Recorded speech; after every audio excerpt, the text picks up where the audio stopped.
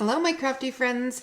Today I am sharing my first two paper pumpkin alternates using the June paper pumpkin kit. I really liked each of the groups of cards. You can make 3 A2 cards with this pretty pattern. This is the full size pattern, and then it's the purple on the back. So there's 3 of those. There are 3 bumblebee yellow card bases, and then there are 3 dark green note card bases, and those I made into masculine gift card holders. So I decided to just do my own thing and use it more as a craft kit and make the cards the way I wanted to rather than follow the directions. And the first card that I made is a birthday card that's also a pop-up. I used the included stamp, I just love it, to decorate the envelope. One more stamp on the envelope flap. Love, love, love this vellum overlay, this element. There's 3 of them, 3 of this ink blended kind of purples and pinks. The card, so it was this on the front, this on the back, and white inside. So I used rounded rectangles by Hero Arts and die cut the front away. And then the back side of it, I die cut smaller. I have a little plastic envelope that I keep all of the scraps and leftover pieces until I'm completely finished working with the kit. So the rest of that card back has gone into that for future cards. I wrapped it with some silver twine from my stash. The ink splat behind the happy birthday was included in the kit, as are the beautiful self-adhesive sequins. I just love the sparkle they give. And then I added some stickles to the flower center there for even more shimmer and shine. I used an embossing folder by Stampin' Up! To emboss this purple panel. That was my New Year's resolution for 2021, was to use my embossing folders more. So I did do that. And inside is the pop-up. Well, this is not a process video. I do have a link in the description box below that shows you how you can make a simple box pop-up. They're very easy to do, and it's something that I do quite often. Now the happy birthday here and on this card as well come from Stampin' Up's Happy Thoughts. I really like the fonts on these and some really nice sentiments, so that's why I invested in that set. Oh, and one of the smaller rectangles. So the Hero Arts Infinity dies come with such a huge variety of sizes. I used one of the smaller ones to die cut that panel out. And then inside, the Make-A-Wish is from Paper Tray Inks Birthday Cheer. While I can't link to Stampin' Up! Products, anything else that is still available I will have linked on my blog, which is in that description box below.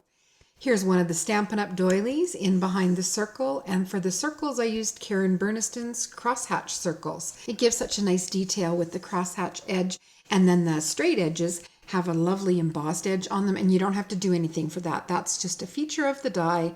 One pass through the machine and you get this lovely embossed edge. I did cut down another one of these card bases for this card. So this card actually used 2 of these, and I will be putting together the scraps to make up that third card.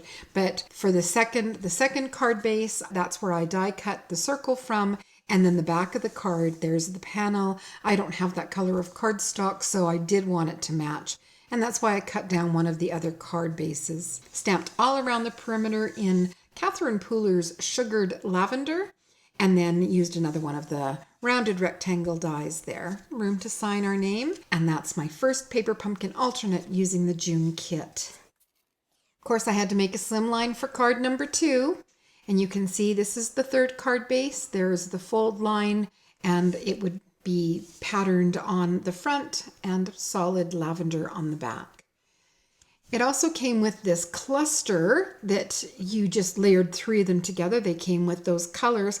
They were intended to go on the bright yellow card base.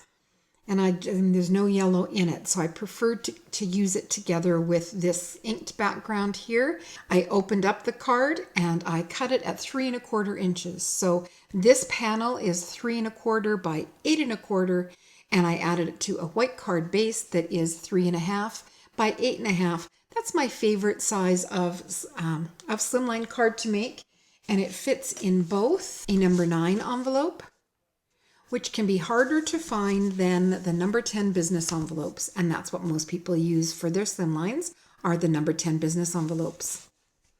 Once again, I pulled out Karen Burniston's crosshatch sets. This one is the crosshatch ovals, and I cut it out of vellum. More of the self-adhesive sequins that came included in the kit. The twine came included in the kit, and I added Wink of Stella to the clusters.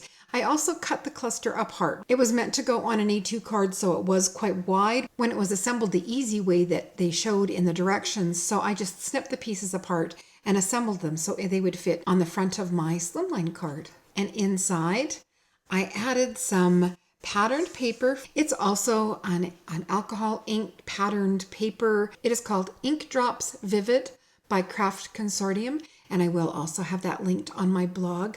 And then the sentiment, may you live to be so old, your driving scares people. That is a tailored expressions set called Another Year Older. So lots of room to write our name. And there are my first two cards. Both of them are birthday cards, and one is heading to a friend and the other is heading to my stash. If you enjoyed my video today, please give it a thumbs up and subscribe to see more. And that's it for me today.